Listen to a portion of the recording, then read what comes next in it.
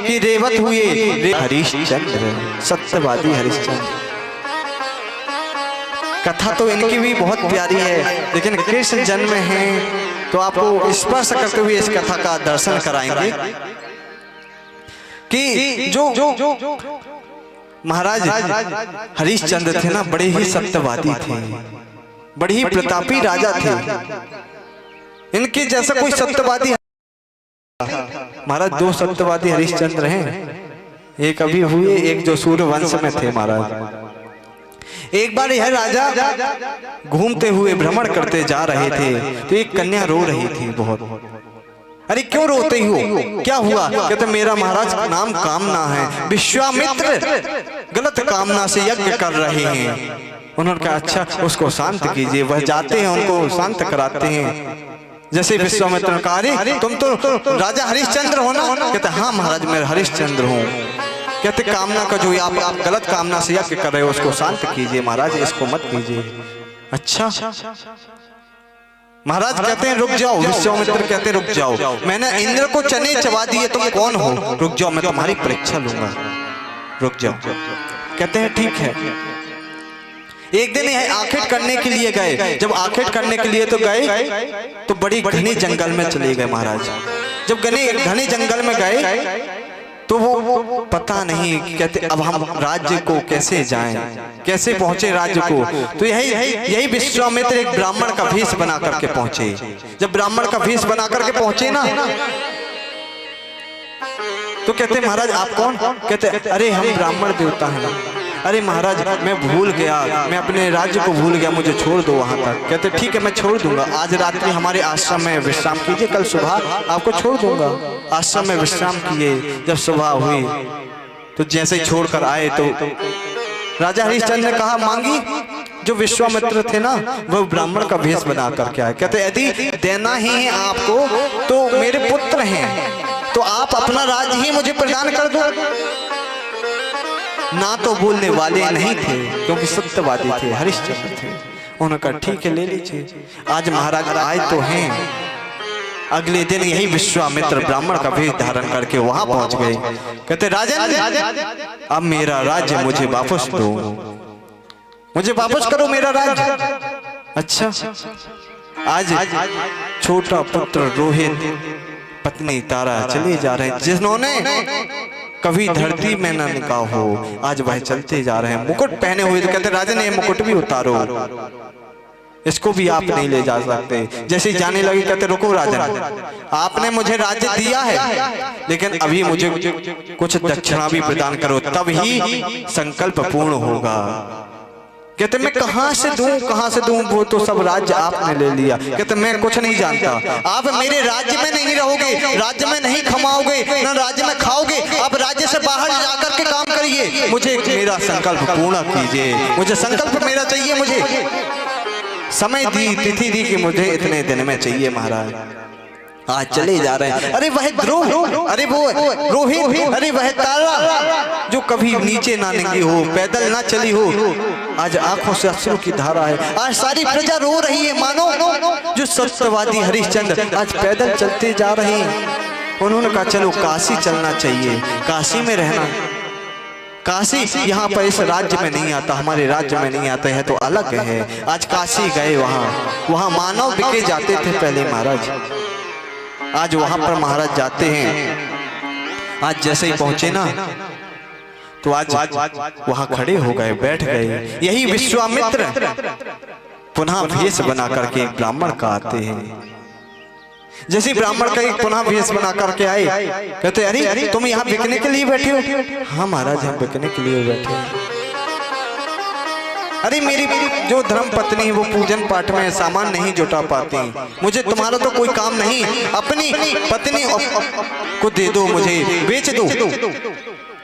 अब मानो बताइए जो चक्रवर्ती राजा सत्यवादी हरिश्चंद्र आज उनकी पत्नी तारा को खरीदने के लिए आ गया, क्या दृश्य होगा वहां? तारा की आंखों से अश्रु की धारा बह रही है, राजा हरिश्चंद्र की आंखों से अश्रु की धारा बह रही है। आज बोले भी ना। आज वह ब्राह्मण देवता पुनः दुर्वासा वही विश्वामित्र ब्राह्मण का वेश धर के आए। अरे राजन मेरी संकल्प पूर्ण करो, मुझे संकल्प दो। आज महाराज जैसे ही वो आए और वो भी खड़े हैं, कहते ठीक है ले जाइए आप। आज उस राजा से अपनी पत्नी को बेच दी महाराज। वह धन लिया और ब्राह्मण को दे दिया। कहते अभी भी बाकी है। वह पुत्र रोने लगा, माँ माँ माँ मैं भी आपके साथ चलूंगा, माँ माँ माँ मैं भी आपके साथ चलूंगा। ब्राह्मण देवता ने कहा चलो इसको भी ले चलो, ये फूल वगैरह तोड़ने में तुम्हारी सहायता कर दे। कुछ बाहर कुछ धन उसका भी दिया। आज दे करके वो तो गए महाराज। वहां शमशान घाट से एक चंडाल चले जा रहे थे। उन्होंने कहा तुम बिकने के लिए बैठे हो? कहते हाँ महाराज मैं बिकने के लिए बैठा हूँ। क्या काम कराओगे? कहते काम कुछ नहीं, शमशान घाट में बैठना है, जो आए उससे पैसा लेना है, मूल लेना है, बस।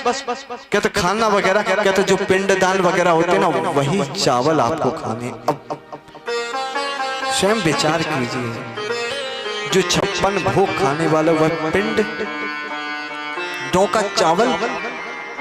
आज महाराज वो आते हैं, उस धन को ब्राह्मण देवता को दिए, ब्राह्मण देवता चले गए। आज चंडाल के साथ आते हैं। आज आकर देखा क्या कि चारों ओर चिताएं जल रही हैं महाराज। राख ही राख है, धुआं ही धुआं है, बदबू आ रही है। कोई अध जली हैं लाशें, कोई जल चुकी हैं, कुछ जल रही हैं। चावल पड़ा हुआ है, घड़ी फूटे हुए हैं। विचार करते हैं अब कहाँ जाएं। और जो उनके केस है ना घुंघराले घुंघराले रस्सी की तरह लटकने लगे महाराज। अब मानो जो राज महल में रहने वाले या शमशान में रह करके जो पिंडदान होता ना, उसी चावल को इकट्ठा करके पका करके खाते हैं, ग्रहण करते हैं, स्वीकार करते हैं। आज यहाँ पर तारा को लेकर के आए वो ऋषि, वह ब्राह्मण देवता, उन्होंने यहाँ पर परीक्षा पुनः ली। यहाँ विश्वामित्र जी यहाँ रूप रेखा बदल देते हैं अपने। उस तारा से कहते जाओ अपने बेटे से कहो कि जाओ पुष्प तोड़ कर आए, आज पूजन करना है, बड़ा पूजन है। कहते ठीक है। आज भाई बेटा जाता है रोहित फूल तोड़ने के लिए। जैसे फूल तोड़ने गया ना, यही विश्वामित्र एक सर्प बन करके जाकर के रोहित के पैर में डस लेते हैं और वह मूर्छित हो जाता है और माँ माँ चिल्लाते हुए फिर पुनः विश्वामित्र एक ब्राह्मण का वेश धारण करते हैं। कहते अरे ये किसका पुत्र पड़ा हुआ है, रो रहा है, किसी ने सर्प ने काट दिया है, देखो देखो। अरे तारा कहती है अरे मेरा पुत्र है, मेरा पुत्र है, मेरा पुत्र है, वो मेरा पुत्र। बड़ा रोदन कर रही है, मेरा पुत्र पड़ा है, मेरा पुत्र पड़ा है। ऋषि कहते रुक जाओ, नहीं जाओगे तुम यहाँ से जब तक मेरा पूजन पूरा नहीं होगा। अरे मुझे जाने दो, मेरा पुत्र पड़ा है, वो सर्प काट दिया है, नहीं जा सकते तुम जब तक मेरा पूजन। अरे महात्मा रक्षा करो, थोड़ा दया करो। नहीं है मेरे अंदर दया। जैसे पूजन पूरा करवाया तब कहा कि जाओ पुत्र को देख कर आओ। आज जैसी तारा आकर देखिए कि पुत्र पड़ा हुआ है, रोहित रो रहा है, आंखों से अश्रु की धारा निकल रही है। अब अंतिम संस्कार कैसे करे? अपने पुत्र को साथ में लेकर के गई, उसी शमशान घाट में लेकर के गई जहां महाराज हरिश्चंद्र थे। आज जैसे ही गई, जैसे राजा हरिश्चंद्र वहां थे, पहचाने नहीं, क्योंकि सारा शरीर काला हो गया था, सारा मुखमंडल बदल गया था। जो केस घुंघराले घुंघराले रेशमी जैसे थे वो रस्सी में परिवर्तित हो गए थे। बड़े चिंतित हुए। जैसे ही पहुंचे ना, कहते महाराज मेरा बेटा मृत्यु को प्राप्त हो गया। कहते नहीं, आपको तो धन देना पड़ेगा। यहाँ का नियम है, जब तक धन नहीं दोगे यहाँ जलाने नहीं देंगे, मूल नहीं दोगे जलाने नहीं देंगे। कहते इसके पिता भी नहीं है, पता नहीं कहाँ है, कहाँ पे नहीं है। कहते क्या नाम है पिता का नाम? कहते हरिश्चंद्र नाम है। जैसे हरिश्चंद्र ने अपने ही नाम को सुना, कहते क्या हुआ इसको? कहते एक सर्प ने काट दिया। रोने लगा, अरे तारा मैं तुम्हारा ही पति हरिश्चंद्र, मैं रोहित का पिता हूँ। आज तीनों रोने लगे महाराज उस स्वरूप को देख करके। अरे इतना बड़ा भयंकर स्वरूप, क्या खाते हो आप महाराज? कुछ नहीं, यही जो मिल जाता है वही खा लेते हैं। बड़ा दुख। अब मानो जो संसार का सत्यवादी हरिश्चंद्र है आज कहते हैं अब जब मेरा पुत्र नहीं है तो हम पुत्र के बिना क्या करेंगे। चिता बनाया, तीनों लोग बैठने लगे, तभी विश्वामित्र और भगवान प्रकट हो गए। बोलिए लक्ष्मी नारायण भगवान की। विश्वामित्र जैसे ही प्रकट हुए कहते राजन मैं तुम्हारी परीक्षा ले रहा था, लेकिन तुम परीक्षा में पास हो गए, डगमगाए नहीं। जो मैंने तुमसे मांगा वह सब कुछ तुमने दिया।